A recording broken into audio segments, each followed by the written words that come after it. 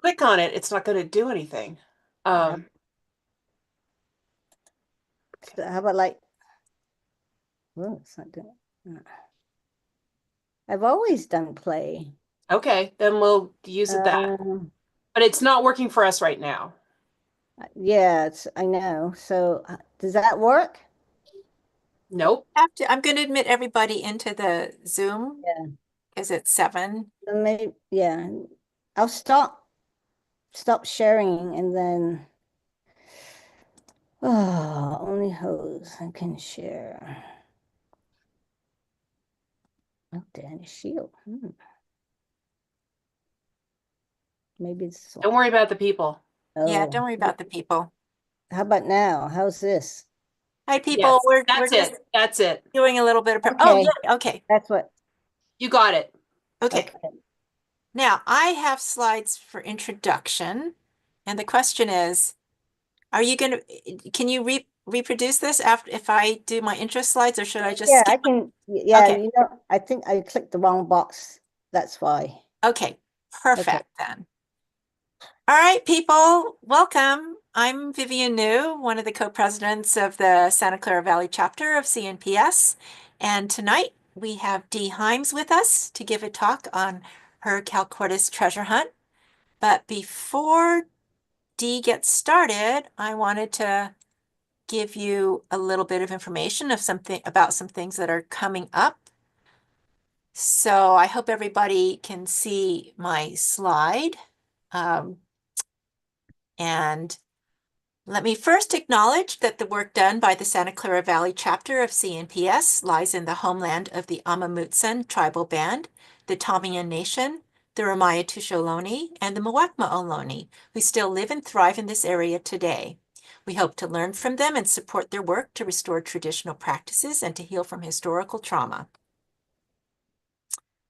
And come on now, what's going on? Oh, there. If this is your first talk with us, we would love to know how you found out about it and where you are. So if you're comfortable with it, please share that information in chat, and we would love to find out a little bit about who's with us tonight. Our talks are done by a team, and so tonight's team is me, I'm Vivian New, and Judy Fenerty, who is going to be taking care of QA and chat, and of course our speaker, Dee Himes. If you are not familiar with CNPS, we are a nonprofit environmental organization founded in 1965. We have over 13,000 members in 36 chapters. We are actually an international organization because our chapters spread all over California, but we also have a chapter in Baja California. Our chapter is the Santa Clara Valley chapter, which covers all of Santa Clara County as well as southern San Mateo County. And our mission is to protect California's native plants and their natural habitats today and into the future. Oh no, frozen.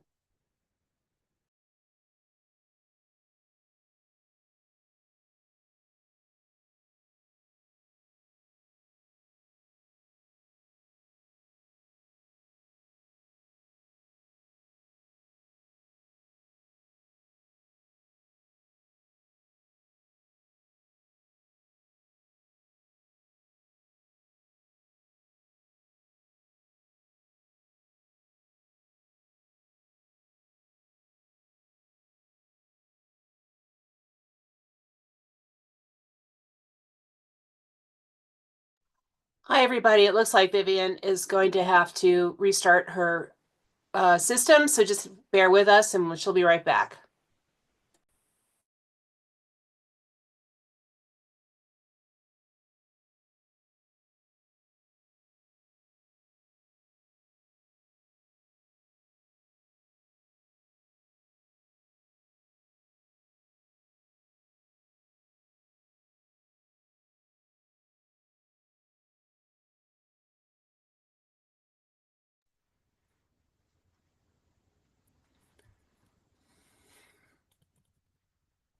That's them, I think. Yeah, they were cutting out too.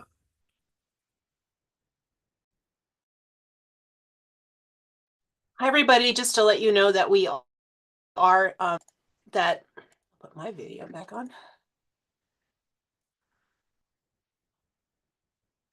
just to let you know that Vivian system crashed a little bit, so she's just rebooting. She'll be right back with us, and just hang in there for a second. It'll take a minute to finish rebooting.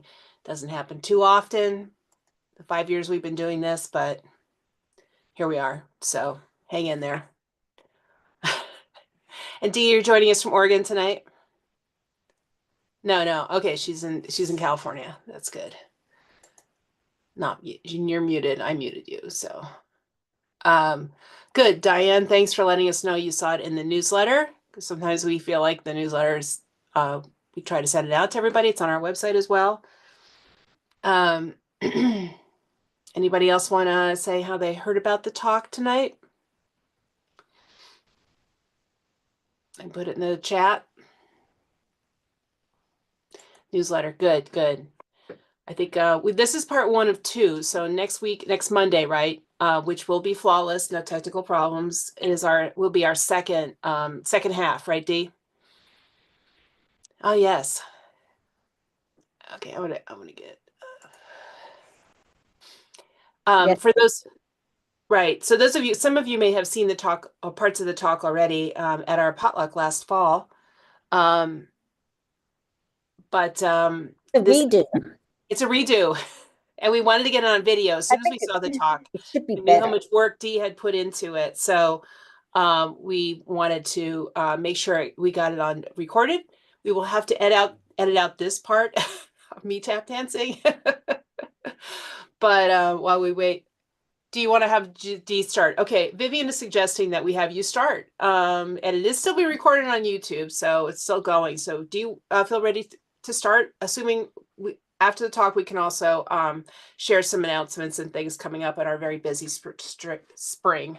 So Dee, do you want to go ahead and Sure. Let me find launch your keynote? my keynote first. Your keynote slides. There we go. Okay, I'm going to get off and let you start.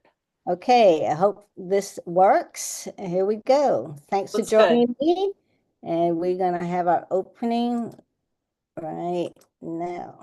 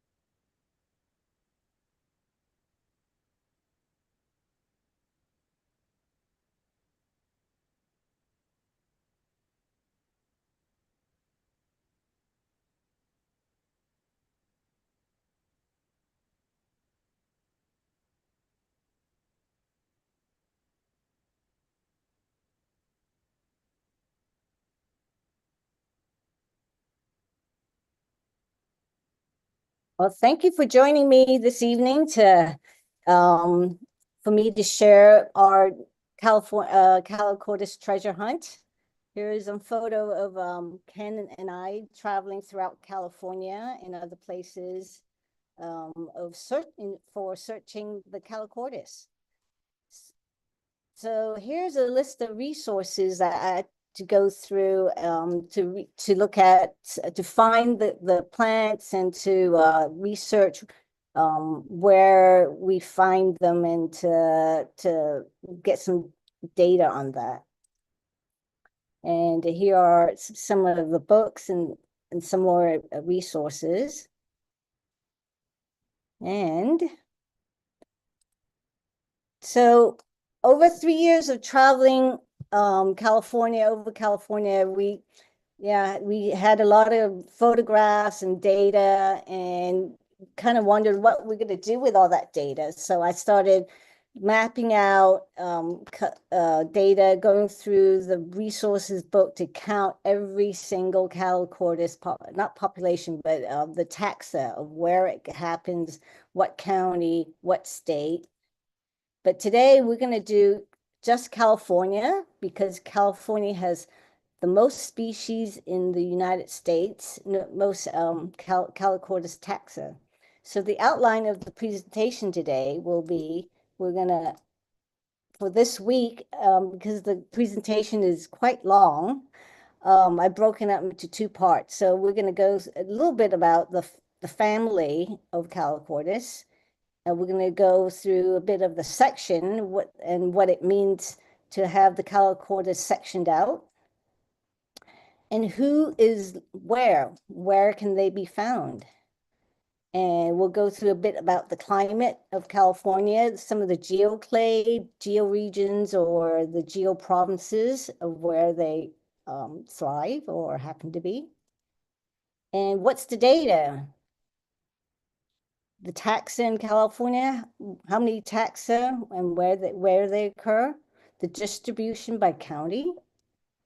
And we'll look at the highest and the lowest elevation and the elevation range of these species. And the California species, we'll look at some of the pictures with some analysis. And we're going to also look at, go through each of the species, the type, the globe type, cat shears, Calochortus and nudi and nitidii. And that's broken into, and then it goes for next week, we're going to go into the venusti and the macrocarpi, and then the Nataliani, these are in the Mariposa section, and then Cyclobothra, the weird looking hairy ones. All right. So to start off with, Calochortus is a monocot. It's in the Liliaceae family, the lily family, and subfamily is the Calochortus Calochortiae. It has 3 sepals. You can see 3 petals, 3 sepals, and they're in the lily family, and they're not tepals because the sepals and the petals do not look alike. Tepals are only when the petals and sepals are hard to distinguish. So that's just a little clarification there. And you've got the anthers, the filament, and you've got 3-part pistil, which is these 3 pronged. And then we'll have pictures of the fruit capsules, what they look like. We won't go in at all about the bulb coat membranes at all. That gets a little, then you have to dig them out, which I don't do. And why are they so beautiful? So Calochortus sister species is the Trisistris, the toad lilies. And I mean, they're just, the toad lilies are beautiful in itself also. So being sister species, it's no wonder the Calochortus are absolutely gorgeous. So Calochortus by section. So there are different types. So Calochortus section would include the globe lily type. There's 5 species of globe lily, and there's the cat's ear, the elegante type. There's 7 species, 9 taxa, and 5 are in California. And then there's section that also includes the star lily, the nudi type. There's 5 species, and there's 4 in California. Star lily, the nitidi, have 9 species, 12 taxa, and 3 are in California. The Mariposa section includes the venustes, which have 15 species and 16 taxa. And macrocarpi, there's only 1 species, but 2 taxa. Nataliani, there's 15 taxa, 12 in California. And Gunnison there's 2 species, 3 taxa, but none in California. They go much further east. And then the section 3, the Cyclobotheras, are the Widiani. There's 5 species and 7 taxa. 6 are in California, with 1 in Baja. All right. Well, this is the sections are broken down by by their capsules, and and it's listed here. The Calochortus are wing capsules. That includes the globe lily, the cat's ear, the star lilies, some more star lilies. And then the section for Mariposa have basal leaves that wither as the season goes by when they flower. And then the macrocarpi, there's one species, and also their basal leaves wither away, dries out. And then the Nataliani, that's also in the Mariposa section. Same with Gunsoniani. These are the listed in outside California. And then Cyclobotheras. They've got fibrous bulb coats. And then there's 16 species, 17 taxa in Mexico. So, yeah. So here's the, so who is where? So where do they all occur? So this map here is taken from INAT of all the observation on INAT to see where they are located on the global map. As you can see, there's a section here that's totally void of Calochortus, and then it kind of ends at the west end of the west side of North Dakota and South Dakota, and there's a little bit of corner section here out in Nebraska. And it goes down to Baja, and then Mexico has their own species. So here's some breakdown of who has what. So the United States has 73 taxa. That includes the species and the variety or subspecies of the plant. As you can see, California has 52 taxa, and that's 23% taxa of the USA. And then just a little bit of information here. Oregon has 26, 35.62% of the taxa of the US. And then here you got Mexico that has 26 taxa. Canada does have 3 taxa. And total North America of 91 taxa. All right, here's a list of the Oregon species. Just for FYI, our neighboring state. So the climate of California, and we'll look at the climate, the geoclade, the georegions and geoprovinces, where this is all happening. As we all know, this is the global map of the Mediterranean climate, and California is right here, and it sits between the 30-degree north and 45-degree north latitude. We have hot, dry summers with no more than 6 months of drought. We have cold, wet winters, 2 to 4 months. If we're lucky, we get 4 months of wet weather. And then here is the old precipitation map between 1900 and 1960. The precipitation may have lowered, but the ratio of the areas is kind of similar. You have the desert here, and then you've got the sort of the Northern California area. And if you look at the grading here, this is the gray off-white is 2.5 inches of rainfall per year, and then this purplish color is 125 inches of rain per year, which is up here. So the species into the geographic clades are separated in the Calochortus book that Ron Parson and Mary Garrettson had written.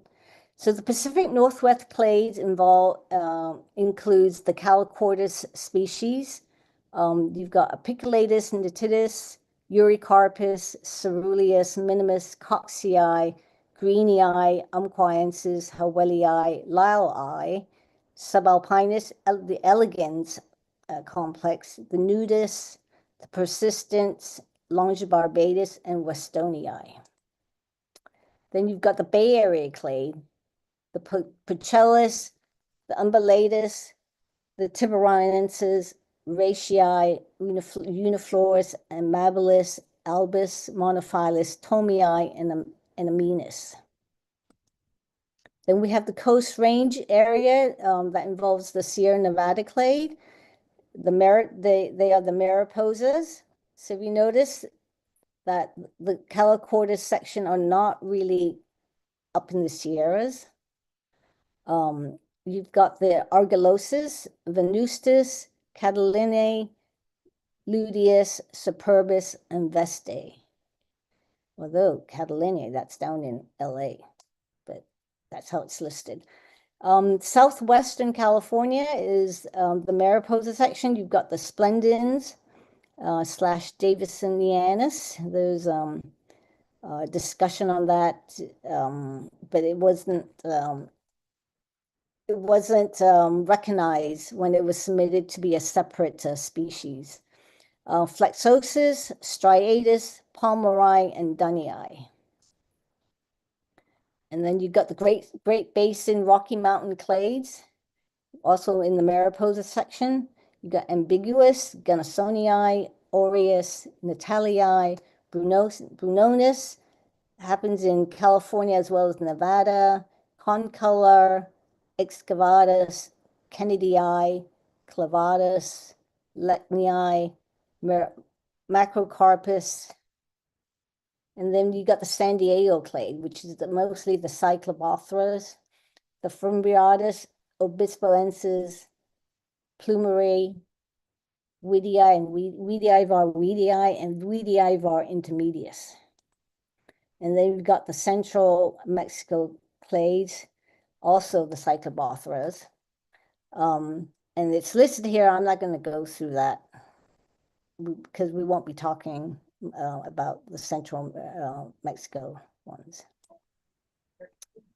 So here I've pulled out the geographic, I found this geographic province map, which was very interesting to me, because when I mapped out all where, and I overlaid the county map over California, and there was some very interesting finding when I was doing the analysis. But we'll go through this. This is the geographical province map of the United States.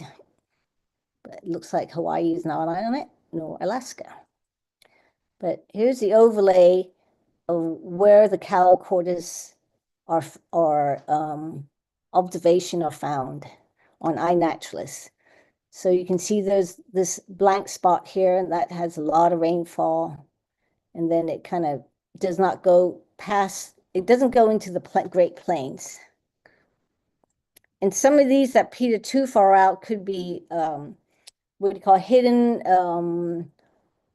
observation, and people put in some weird places. And then here's another look at the map again.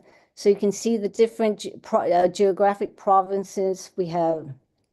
I'll go into, in another slide, I'll go much more into detail about the California provinces. But basically you can see while the western part of the United States has quite a lot of diversity, because it has many mountains and a lot of topographically, it has a lot of different elevations. All right, so species into geographical clade. So what I did was I got kind of put an arrow to the area of where it's supposed to happen. And this is basically the Pacific Northwest clade where these are mostly found. And then this is the Coast Range Sierra Nevada clade for the Mariposas. And you got the Southwestern California Mariposa section as well in this area. San Diego clade, which is the Cyclobothra types, are in this area. It's not accurate, but it's sort of a visual aid for mainly for me to understand how things are laid out. And here we've got the Bay Area clade, which is mostly in these areas. We've got the Pochellus, Umbellatus, Tiburensis, Raceae, Uniflorus, Amabilis, Albus, Monophyllus, Tomii, and Aminus. And then we've got the Great Basin Rocky Mountain clade, Mariposa section, mainly in those areas. And then I've broken out the Great Basin for California is in these two corners right here for the Great Basin Rocky Mountain clade. So what's the data? So with that analysis, we'll look at, we'll look at the taxa in California, the distribution by county, the lowest and highest elevation and elevation range.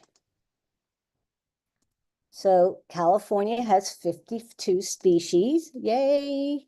And as you can see the numbers on each state, I've listed, I've put a number on the area of the state where each has its species or taxa listed. So here's the kind of the breakdown, number of taxa per state. And here in California, so the coastal states are California, Oregon, and Washington. And California has 52, which is 71.23% of the US and then 26 taxa, which is 35.62%. 10%, there's 10 taxa in Washington. And then as you go eastward, if you see the pattern as it heads more eastward inland,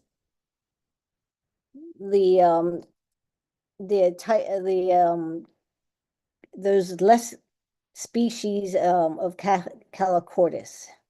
So Idaho has 9, Montana 8, 7 for Nevada, Arizona, and New Mexico and Utah, and 4 for Colorado and Wyoming, 2 for North Dakota, Nevada, and South Dakota. And then the US total is 73 taxa.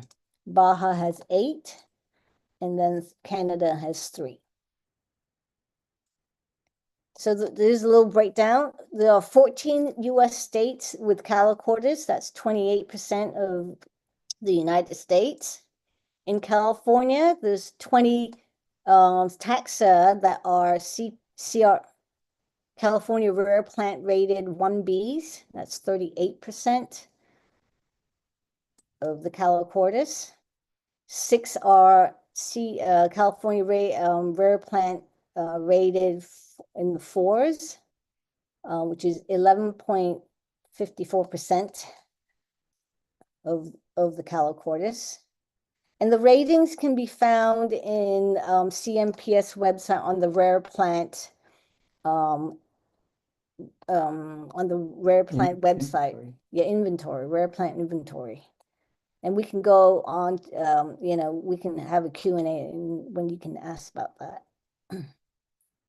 Here's the 52 taxa listed here for California. You got Albus, Amabilis, Aminus, Argilosis, Brunonis, Cataline, Clavadus, variety Clavadus, variety Avius, variety Gracilis, variety Pallidus, and variety Recurvifolius. The Ceruleus concolor Dunnii elegans, excavatus, fimbriatus, flexosus, greenii. Do you guys want me to read the whole thing? I don't think that's necessary, but All right, thank you. And the list goes on. 52 taxes. Here is the taxa in 58 county. I've broken it down. I've gone through the Calochortus book. I've checked through iNatural's CalFlora to kind of check against each other to see what's where, and to kind of get an idea where the species are. So Alameda and all that, I've kind of broken it down, and I have a graph that shows how they come out. So here we have the list. So I've broken down also these Calochortus type, the Mariposa type, and the Cyclobother type onto the map to kind of get a pattern of what's growing where in California. So if you can see that the Calochortus type mainly is kind of spread out evenly throughout California. You got the Mariposa type, again, they're also kind of spread out evenly around the California. But the Cyclobother type, which are mainly up down by the Southern California. And there's one odd one, which is out in Marin, which is Tiburonensis. So that's the San Andreas Fault, direction of the fault movement there. And then that's Tiburonensis out in Marin. So the pattern, there's some kind of weird thing going on in terms of why is it only one species of Cyclopothra is out in Marin. So I've laid the map out with some not topographic, so you can see some of the mountain ranges and see where some of the occurrences are. This is the Jepson manual of the California province list. You can look, pull that up on their website to look at more in detail. And then I've listed all the numbers of taxa in each county. So what stood out to me was the number 14, Tehama, San Luis Obispo, Ventura, and San Bernardino has 14 taxa. And it's interesting how it's just like these areas seems to be like a what would you call it? There's diverse regions. What's that? The regions are Yeah. diverse. Yeah, a diversity with that many taxes. So I've overlaid the geographic subdivision for the floristic province, so you can also see how they kind of lay in each of the counties, and why kind of look at it's got more diversity, more mountain ranges, or more different types of habitats that's able to support more species or taxa in California. And here is kind of a overlay with some more texture on the mountain ranges. So I found this interesting map online, and this is the map that is the that shows the geographical provinces, and I cut out the section for California. So overlaid it with arrows to show what's happening in terms of how these are how they all kind of converge in one section. So I put some numbers there. So if you look at these arrows, this is the Southern California, the Southern Coastal Ranges. The first one was Pacific Borderlands, which is part of Oregon and part of California. And then here, I put another arrow here to show there's some more, there's another border between this area and the Southern Coast Range. You've got the transverse range here. That's kind of squeezed between the Peninsula Range. You've got the Central Valley. You've got the Cascade Range coming down from Oregon.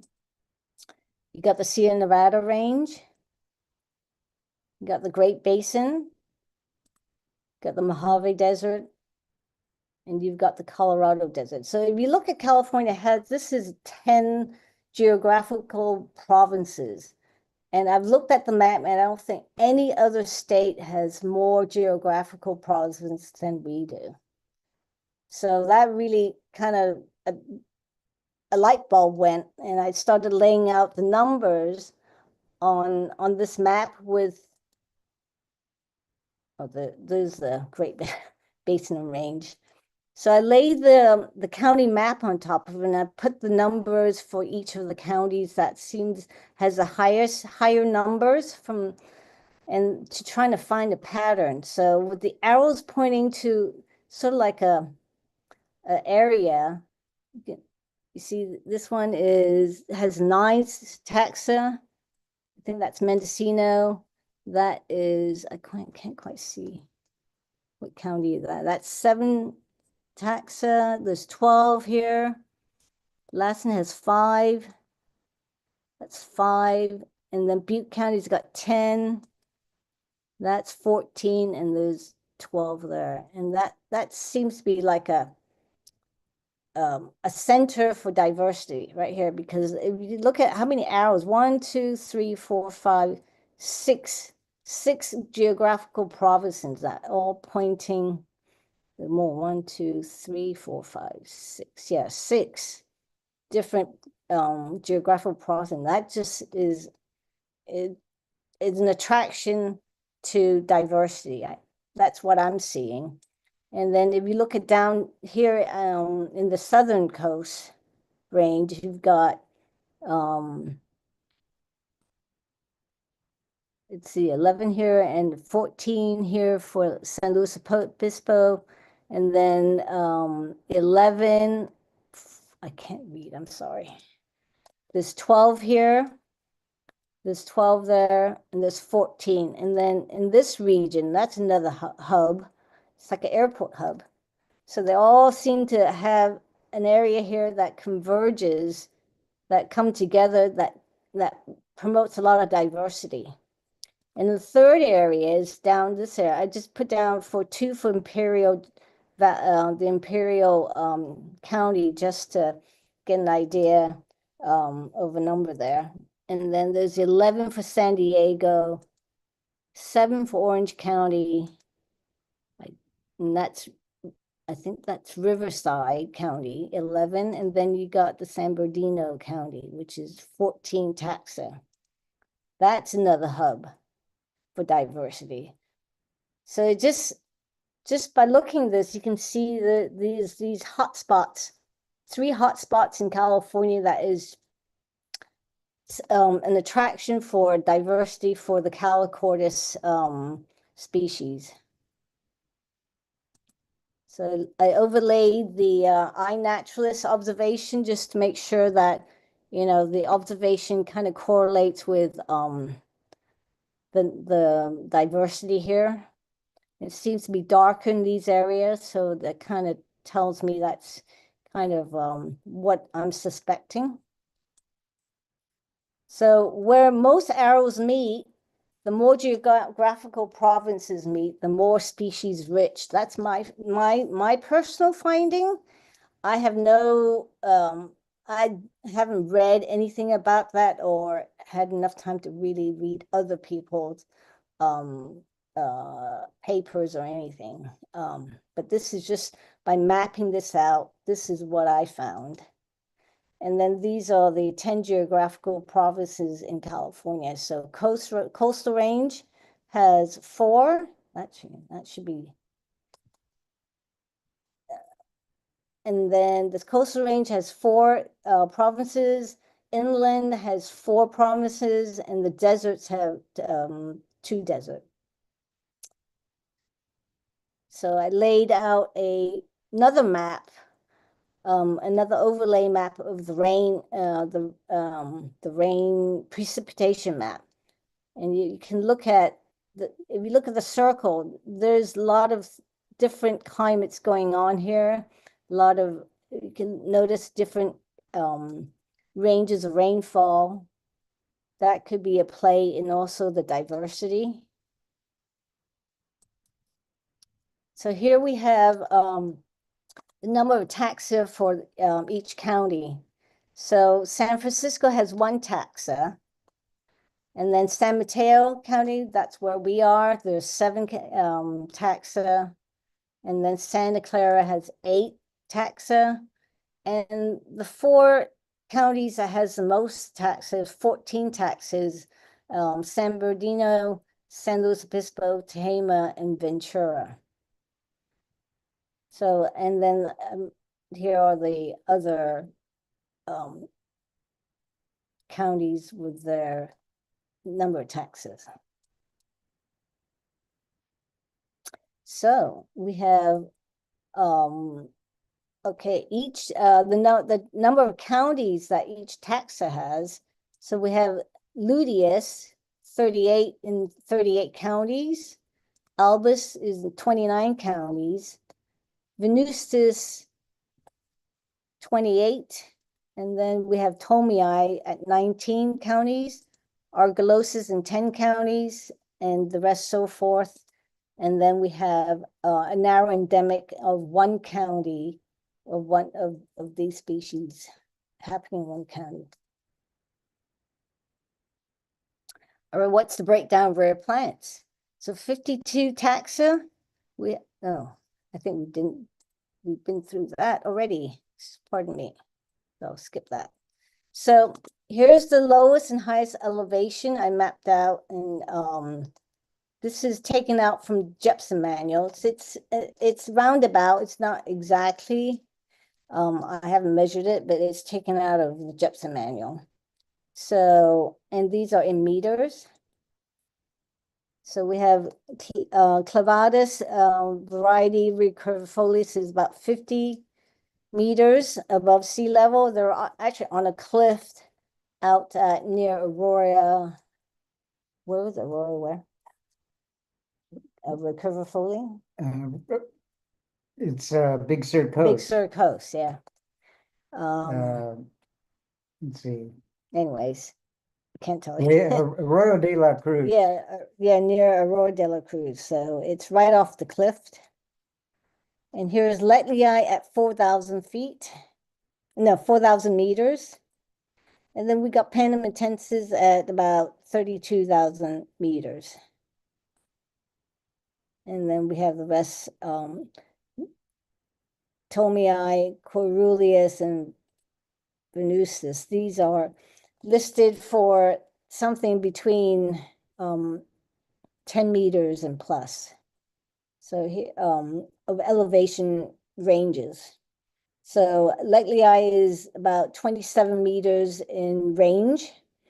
And then you've got Venustus with a 2,400 meter range, elevation range.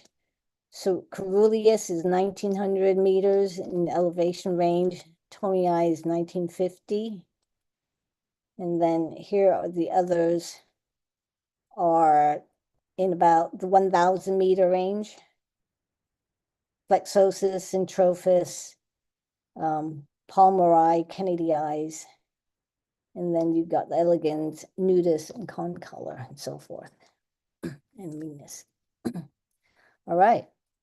So we've got California species and pictures. Okay, so we now get to look at some pretty pictures. All right, I'm gonna close that. Okay.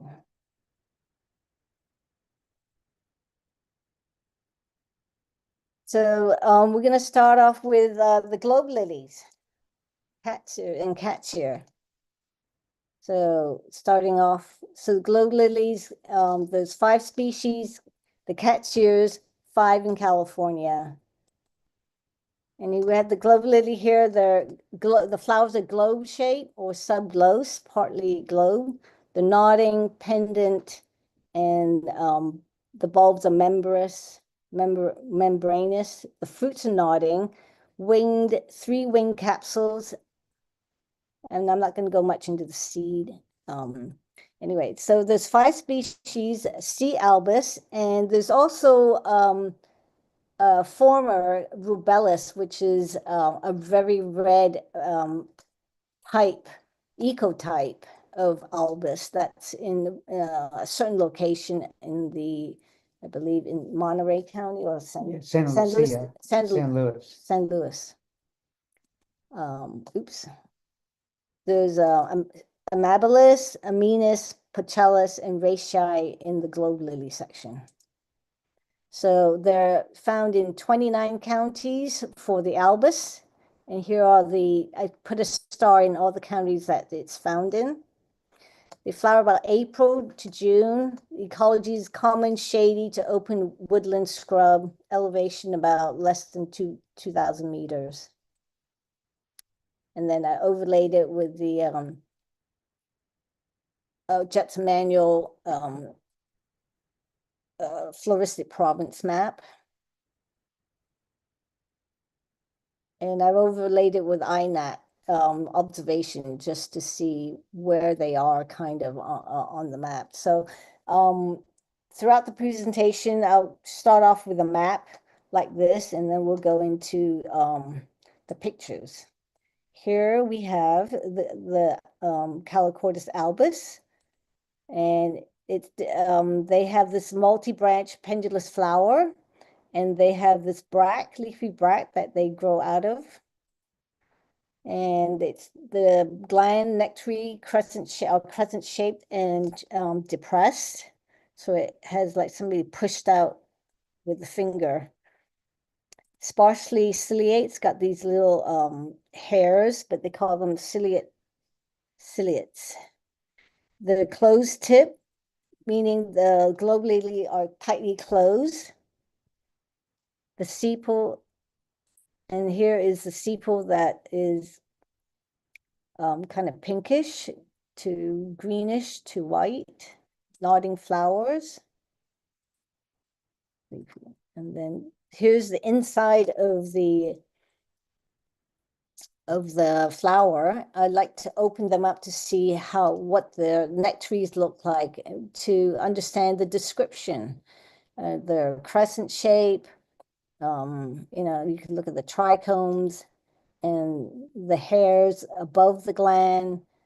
There's hairs above the other gland as well. So this is what the inside of the globe lily looks like.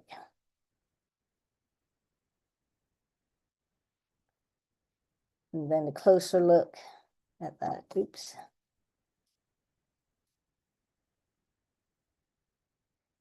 And that's a side view of the gland. This is out in Edgewood. I took this a long time ago, but here is the fruit capsule. And the fruit capsule are nodding.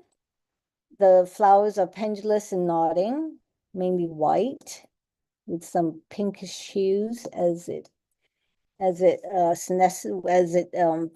ends the season, as the flower starts to die off.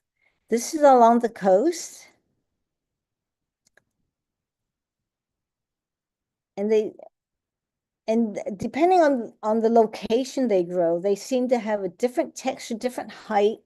The ones out on the coast are very low. They're kind of real thick stemmed, and kind of rubbery because they seem to thicken with a lot of wind movement. When plants get a lot of wind movement, a lot of they tend to grow a little thicker to withstand being blown over. And then this one's out in San Diego on Highway 80. It's very short. It's almost like on the ground, about 2 inches above the ground, 2 to 3 inches. Here in York Mountain, out in Slow County, is the red albus. And it grows under these oaks. There's actually a flower here, but may not be able to see that clearly. But you look at the fruit capsule, they're pendulous as well. They're very large fruit, interestingly. And then you've got the flowers. Very beautiful ruby red. And then the inside of the petal, a lot of hairs, a lot of trichomes. And here it is, the gland. If you notice the gland, they call these dendritic, meaning tree-like. They almost look like little tree with little branches. So the glands and all the Calochortus have different descriptions on them, for them. And then this one's albus. And if you compare it, it's kind of a little different. But when they try to get the red one listed, I think it was rejected.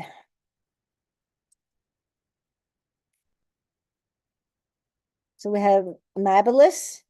It occurs in 13 counties, flowers April to June, through June. A common ecology is common shady open woodland scrub. And here the overlay of the floristic province and the observation from iNaturalist kind of correlates. And this is what it looks like. Yellow, the inside is quite hairless, has a few hairs near the gland. The petals are glabrous, except the edges have a densely ciliate. Here in both the Napa Valley State Park, it's throughout the campground. They grow amongst weedy grasses. They don't seem to have a problem of overcoming the grasses. And then we were down in a road, and we found them in these really poor dirt roads that were covered in clay. And this was out in Mendocino County, out in Laytonville, on Dos Rios Road. And they also have this kind of reddish tinge near the gland.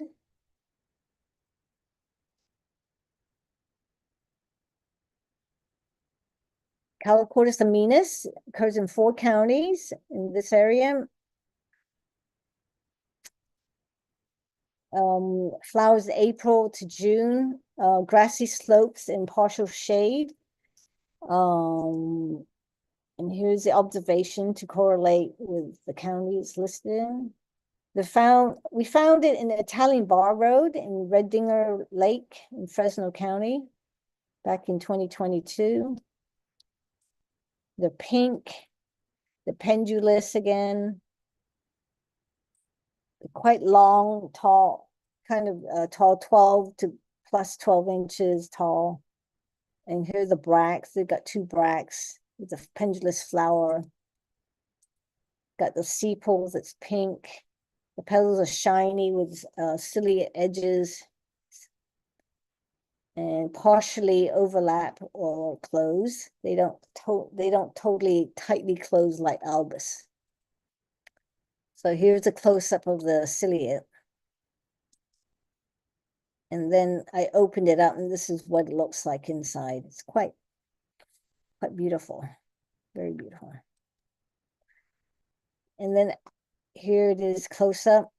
As I'm photographing, these native bees are going in and out, and they seem to have a hard time trying to get out of it. The long hair seems to help hold the bee captive for, more than a few seconds. So I guess that seems to help with when they struggle, the pollen they have from another Calochortus, it would be easily deposited into the this Calochortus so that it could get pollinated.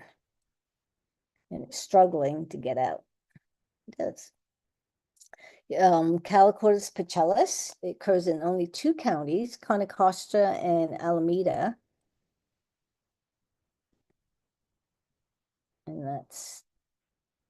And it flowers April through June, wooded slopes, rarely chaparral, generally northern aspect. So this is out at Mitchell Canyon Trail, Mount Diablo State Park. They grow all over the grassy banks. They don't seem to have a problem with the grasses, just like the other one. Looks very similar. And here's the deep depressed gland. And here's the nodding fruit and the nodding flowers. And a little extra, found a wind poppy. And I opened up the flower, and this is what it looks inside. A lot of hairs, deeply, the nectaries is deep, bordered above by slender hairs. And then there's anthers with 3 to 5 millimeter mucronate. There seems to be like a little mucronate point at the end there. And it's dilated at the filament. So here it is. And there's a mucronate. And there's a dilation of the filament. The dilation meaning the tip is narrower and the base is wider. Here I took this with a flash photography to highlight the plant, the flower. And here's the comparison between amabilis and picellus. For a lot of years, I couldn't figure out the difference. It's really hard when you don't have it side by side comparison. So I did a side by side.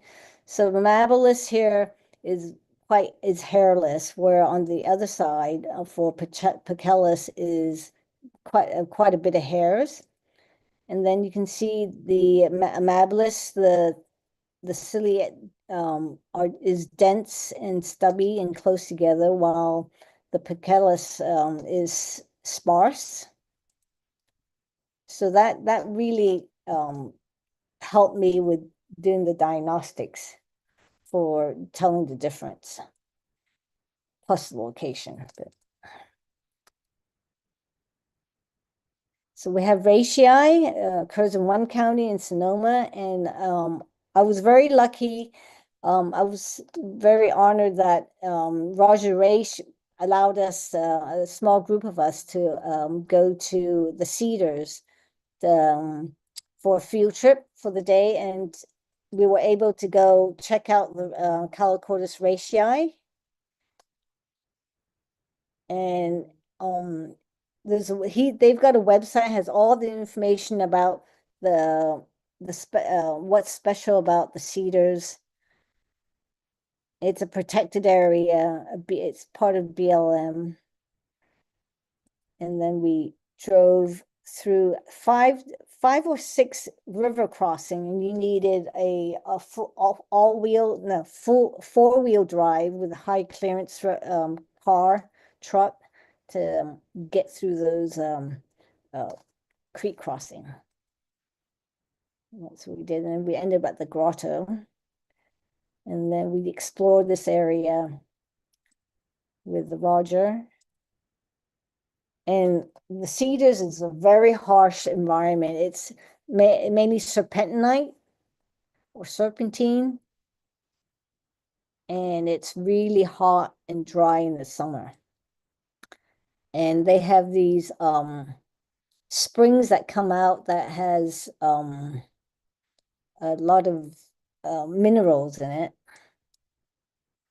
But here they grow in shade, they grow in full sun, they seem to be everywhere. But they're all mainly in rocky outcrops in serpentine. And here's the long leaves. They're yellow. Again, they're pendulous. So here is long chain of pendulous nodding flowers on a stem. And you got bract pairs of bract paired that flowers grow out of. And here again, it's got deep gland nectary. The tips are closed, and the sepals are a little wider and tinge of yellow to purple.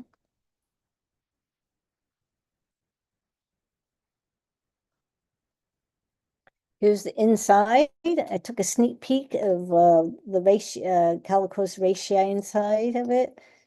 Quite a lot of hairs. Here's the nectary. It's covered in long hairs. Here it is, a pair of flowers. Again, against a ocean spray. And they're just very gorgeous, like little package of delight. And here's the fruit capsule, pendulous, also nodding. They're flowering different stages of full bloom, bud, as well as in fruit. So we got there just in time.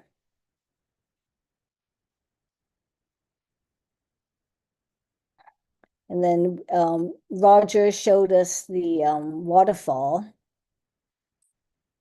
It's full of minerals, and there's Roger, and there's us thanking him for the trip. And then we have 3 handsome CNPS fellows. There's Roger, Bart O'Brien, and that's Ken Himes. All right, so we go on to the Catsura section, the Eleganti. The flowers are broadly campanulate. They're upright. The petals are heavily bearded. The capsules are elliptic, oblong, 3-wing, and nodding.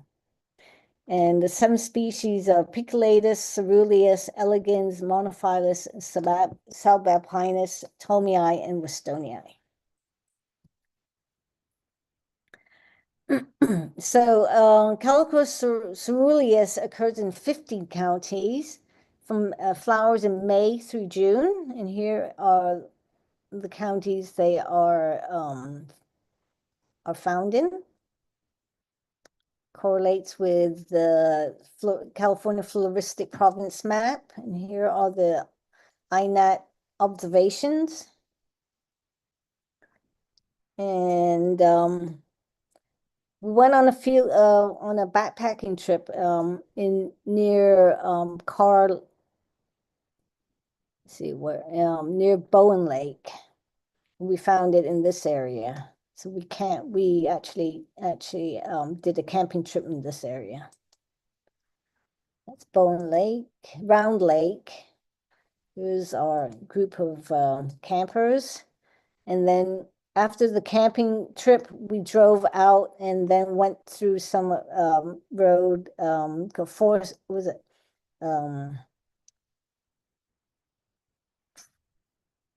Forest, what road?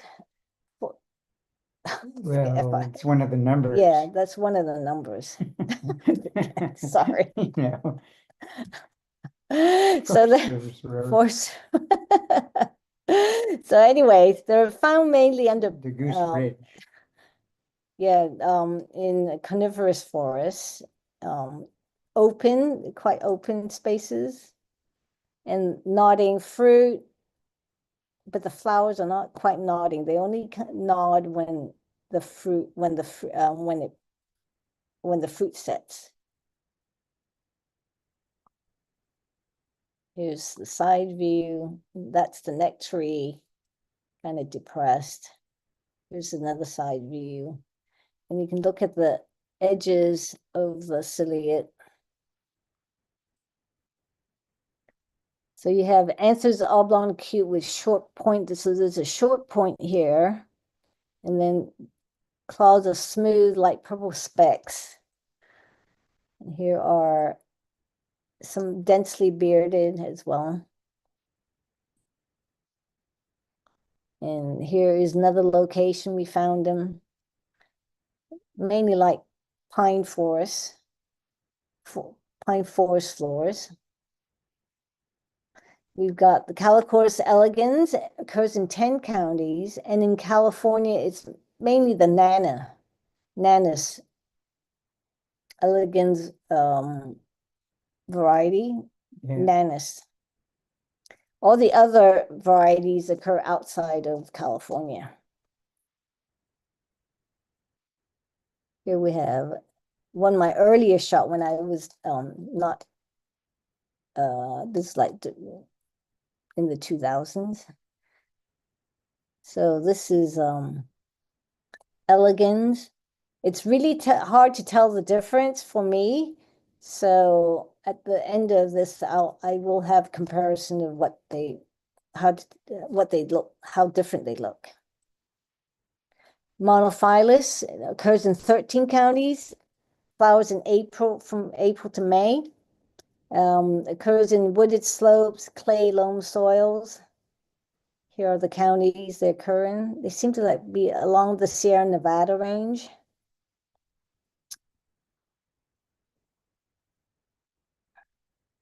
And then they're yellow, very large flowers, very long leaves. And also they've got nodding fruit, yellow sepal, yellow to green sepals. The bracts are paired, nodding capsules. And here's a really strange looking, the sepals are really long. It's almost twice the length of the petals. Here's a close-up of inside the gland. You can see smooth below the gland. So this is part of the claw. It's brown, and then you've got densely club-shaped hair bordering the gland. So the gland is inside here. It's crescent shape, and that's the crescent shape.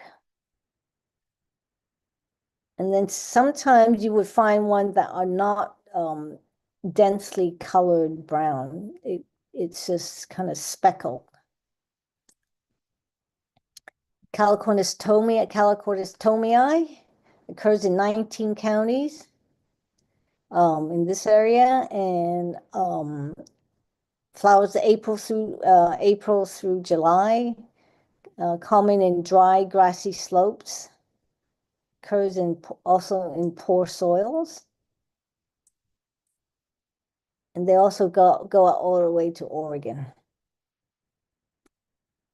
We went to Portola Redwood State Park to look at San Mateo County type, and they're quite different from all the other. The tomii seem to have a lot of different variations of a theme. So this is the Pedicularis dudley, which is a rare plant on the CNPS rare plant list. There's us crawling across a creek crossing. That was the only way to get to the other side, and I had to crawl across that. And here is what it looks like in Portola Redwood State Park. They're very elongated. The leaves are very long, and the flowers. This is the basal leaf, nodding fruit, and then here's the flowers. Not very pretty as you would say for Calochortus. It's a little bit more bland looking, But this is the type for the San Mateo County area.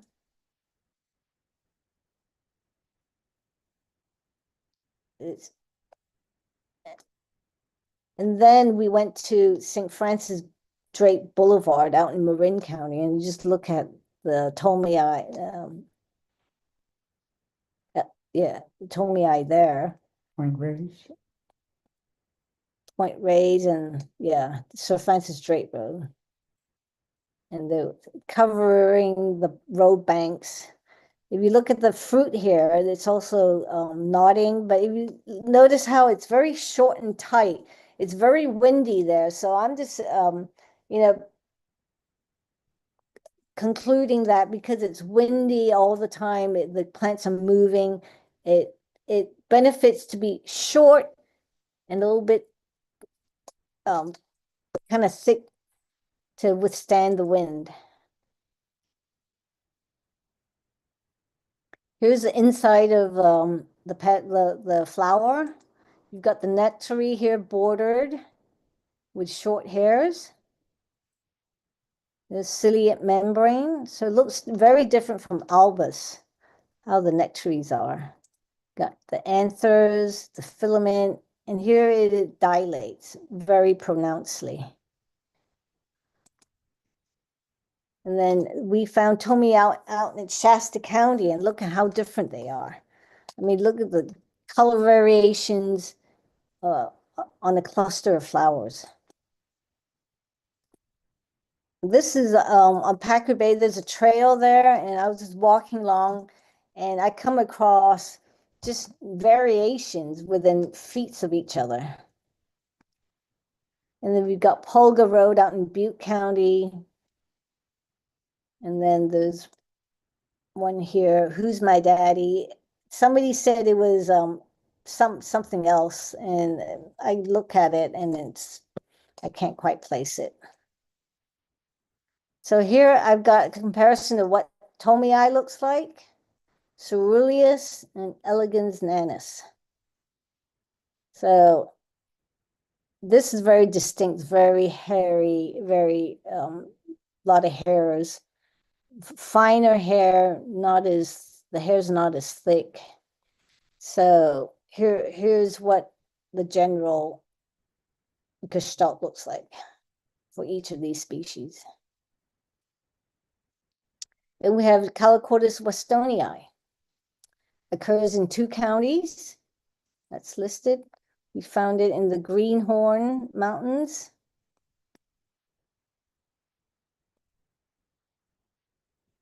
And that's the location we had to go. And that's the way to drive in to get there. This place was burnt before. It's out in Shirley Meadows. And that year when we were there was a lot of flowering plants. The leaves are very tall, long, thick. And the night before actually had rained, so there was a lot of plants that had a lot of charcoal spotted all over the petals. But here's the nectary. So it's bordered with these ciliate membranes. And then above it, there's these hairs, short hairs. But this is what the whole flower looks like. And the tip of the petal is not ciliate near the tip. So there's no hairs around here. There's a sepal. And then some more plants. That's the capsule nodding and the long basal leaves. A lot. I mean, just one plant has a lot of clusters. I think one plant we found more than 10 blossoms on it. Again, insect bomb, a lot of plants, a lot of so this is a diptera, some kind of fly. Oops. Some kind of fly. It's trying to imitate a wasp with the orange abdomen. It was actually a fly, type of fly. So we go on to the star lilies. Do we have any questions so far? So this is the last slide for this evening. We only had, thank you, Dee. We only had one question, and it was at least on Zoom. I'm just checking on YouTube, but it looks like the question was about the Tiburonensis. I know you didn't, I was sort of waiting to see if you got to that one, but I Oh didn't no, see it. that's way at the end. Tiburensis. That's Wait. Cyclobothra. That's way next week.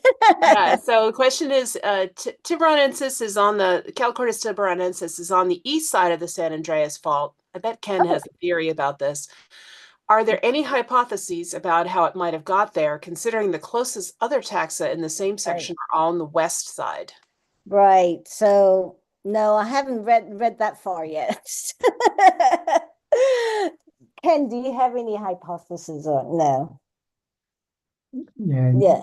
no, it's not because of the fault movement.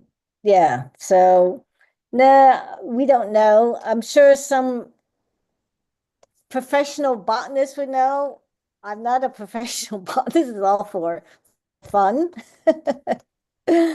So I might, if I come across it, I'll probably add it to the presentation down the road.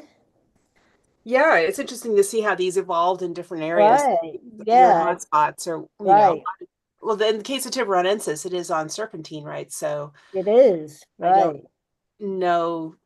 Are there any other serpentine endemic Calochortus?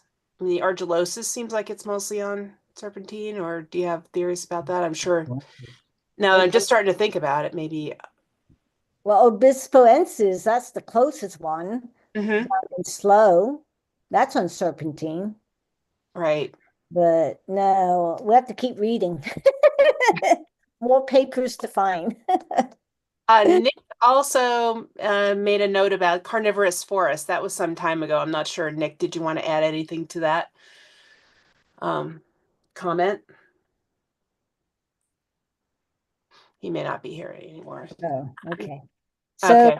Oh, you said coniferous. I think, okay. Coniferous forest, not carnivorous. yeah, I was wondering, no, that's Darlingtonia. He thought you said carnivorous and thought that was funny. So yeah, Yeah. that's horror movie stuff. Coniferous. What about the coniferous forest? Nothing, just a miss here, miss thing. So Okay. yeah. All right. So Yeah. what was your of this group, which was what was your most memorable, I guess, finding? Was it the Rachii in the cedars or Rachii was definitely very hard to get to. That would be the cream, the cream of all the, or cream, not cream of that. What is the big prize? I would say it's so hard to get to. the Yeah, timing was good too? timing was good. Yeah, Okay. definitely. So, did you help me see? I'm just looking if there are any other questions. It doesn't look like there's any questions on YouTube, but did you have something? What are we going to see next Monday then? Oh, I'm not. There's another section called the nudie section, the star lilies. You're doing that now? Yeah. Do we Are have you time? doing it now? This is just the end of this section. Yeah. Do we have time to continue with I this? think so. It's 20 Okay. after 8, Yeah, so so I can go through it and get that done. yeah. No, it's Right. good to take a little break right now. I'm Yeah, glad you do we did. want to, so I can, let's see, how many are there? There's only three in Cal, three, seven. Yeah, Seven. seven more right now. Okay, so we can Vivian, I think we'll be okay to go ahead, right? Okay, all right. So Yep, star keep going. lily, Calochortus section. Here we go. Here we go. Ta-da. The star lilies include the minimus, nudus, umbellatus, uniflorus. And then the star lily for nitidi is greeny eye, longibarbatus, and persistence. All the others are out of state. All right. Star lilies, what do they look like? They are some what's subumbulated. Companion, they're erect and spreading. Petals are glabrous and three-ring fruit. So let's go take a look. Calochortus minimus, 14 counties, flowering May through August, occurs in common, moist, open woodland and lake margins. They like a little bit more moist. Here are the areas that is listed. They're very tiny, minimus for its name. This is out on a private property, Patricia Evans' property. She had minimus. And then look at the size of the bee compared to the flower. It is tiny. And here is another type of minimus on Shaver Lake in 2009. This was my very first Calochortus, I believe, on a field trip with a botanist. I forgot his name. Yikes. Glenn Cater. Oh, Glenn Cater's field trip. Wow. Anyway, we had to walk through some boggy locations to get to this. Here we have nudus. Calochortus nudus occurs in 10 counties, flowers in May through July, moist and grassy areas, lakes and bog margins.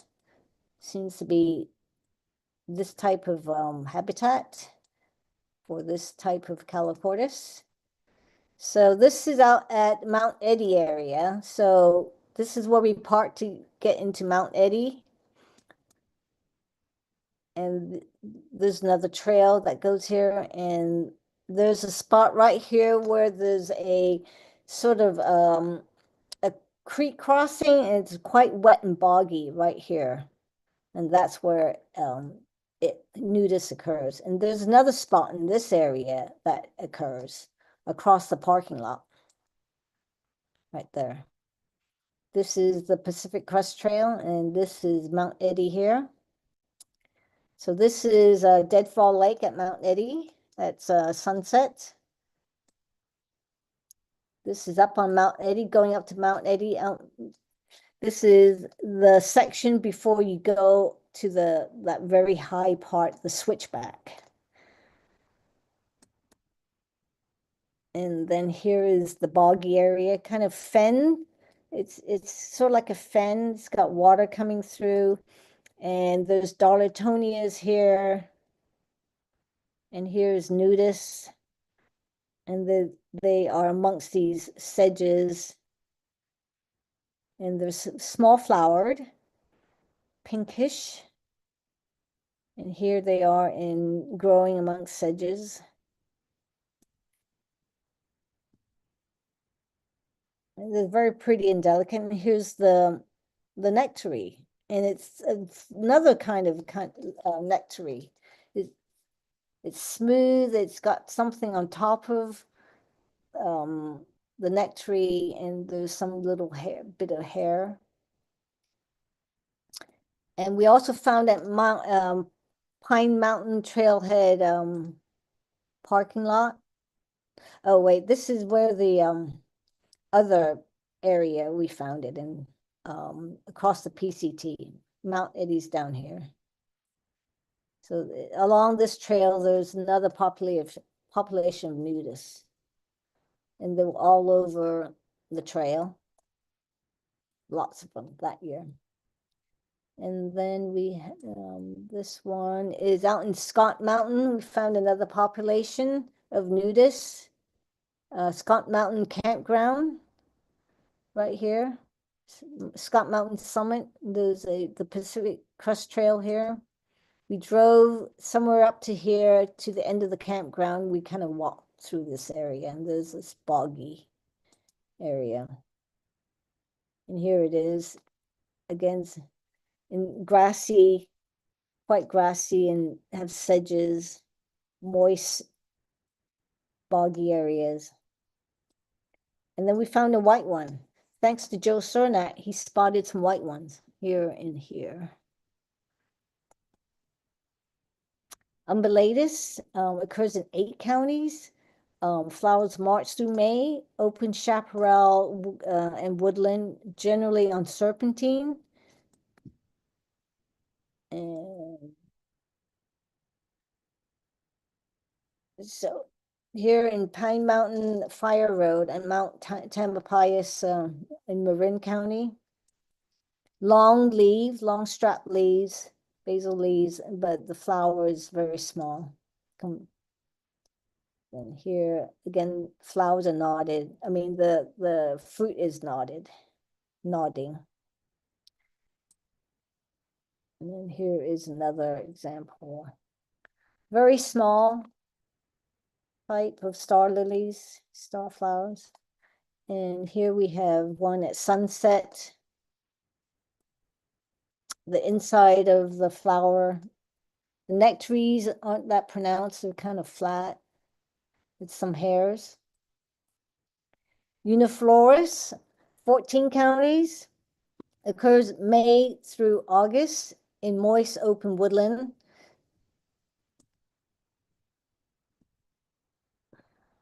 And they do go up to Oregon. And here is in Bear Valley in Colusa County. This is a big blow up, but the flower is quite small. Yeah, I only had one picture of that one. So Calochortus section for the starling nativity is the flower is erect, the petals are ovate, and the fruit are three-winged and erect.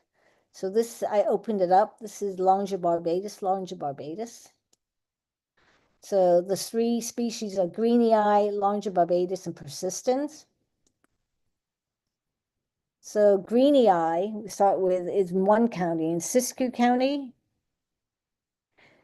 And it's actually located out in Irons Gate Reservoir, which now has been drained.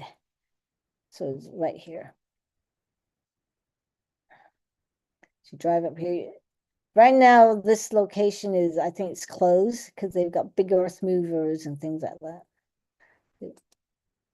And they're mainly found along the road. They're about 12 inches tall. They're quite tall, erect. They can withstand the wind. And there's the Iron Gate Reservoir one was still full. So you notice the fruit capsules are erect, flowers are erect. Here are the flowers. They're kind of closed. So I took a peek inside again, bee bomb, photobombed by insects. They've got all these really cool thready hairs. And I opened it up and it's quite amazing. Long yellow trichomes or hairs that cover the nectary. And I opened, and here it is, another one that's opened. A side view of it. And this is, we were there last year, and these are the earth movers that came into, they were grading the road, getting things, do construction work. And this is the Iron Gate Reservoir drain. This is what it currently looks for last year. And then we have Calochortus longibarbatus, occurs in 3 counties. California has longibarbatus, variety longibarbatus.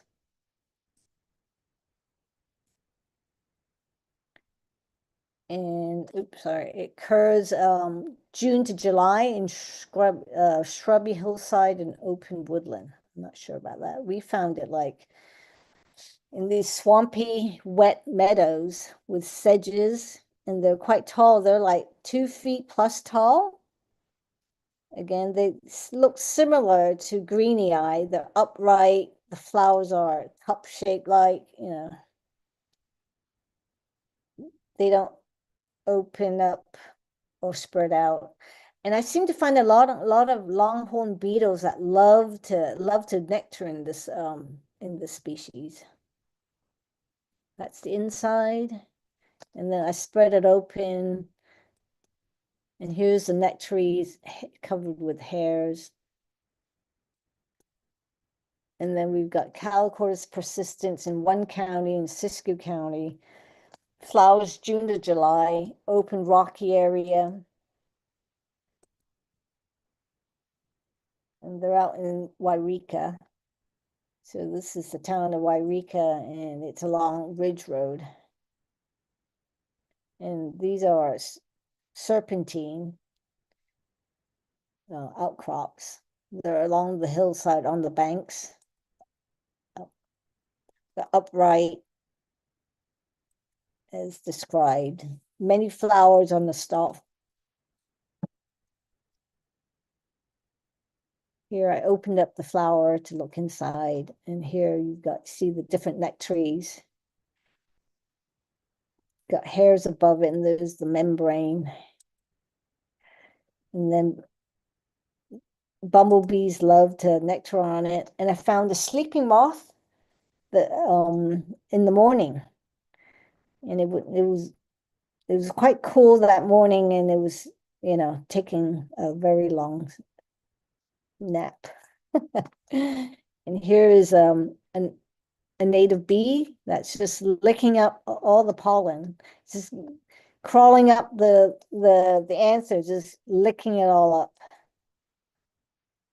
All right, so this is the end of this week presentation. So next week we'll go through the Venusti and Macrocarpi type, as well as the Nataliani and the Cyclobothorus. All Thanks. right.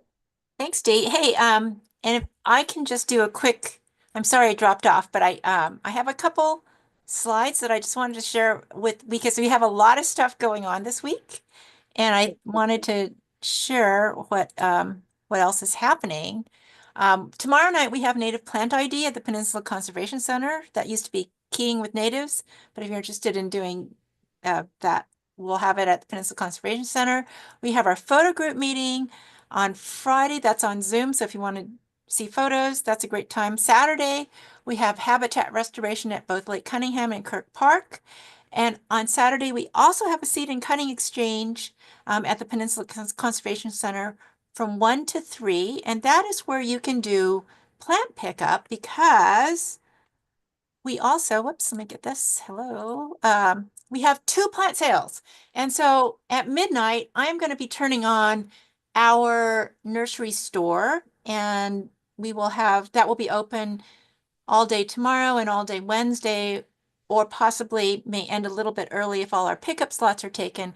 But you can shop with us online tomorrow and Wednesday, and then you can pick your plants up at the nursery on Friday, or go to the seed and cutting exchange on Saturday to pick them up. And you also have the option of shopping at the Grassroots Ecology Nursery, which is another online sale, and that's open now. And I think they will continue taking orders all the way through Thursday.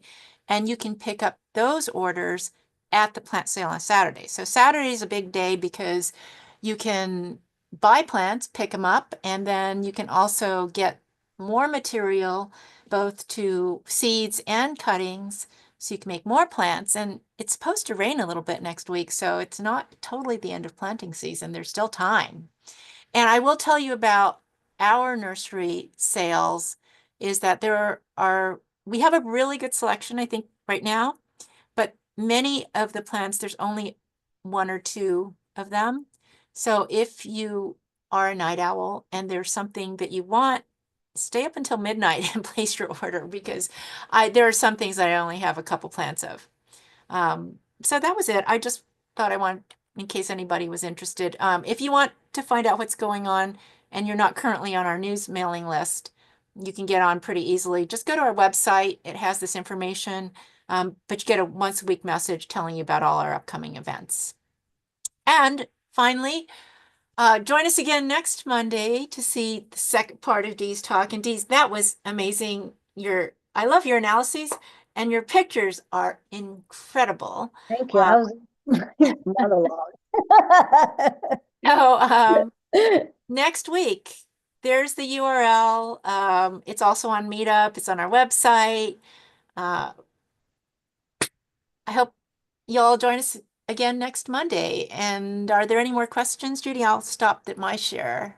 No, not at the moment, but I think people can also think about it, and we might have more questions next week. So, Thanks for sharing. yeah, you're welcome. And Thanks, thanks, Dee. Mike. Thanks for willing to. I'm glad we could finally organize this. I know we've been Yeah. wanting to do it since November. So, and you're getting a lot of thanks in the chat. I hope you can see that. So, Thanks, everybody, for hanging in there. all right, we'll see everybody next week then. All And Dee, right. can you stick around because we wanted to. Oh, okay. Oh, yeah. All right. Bye, everybody. Thanks for joining us. And thank you, Dee. That was a great talk.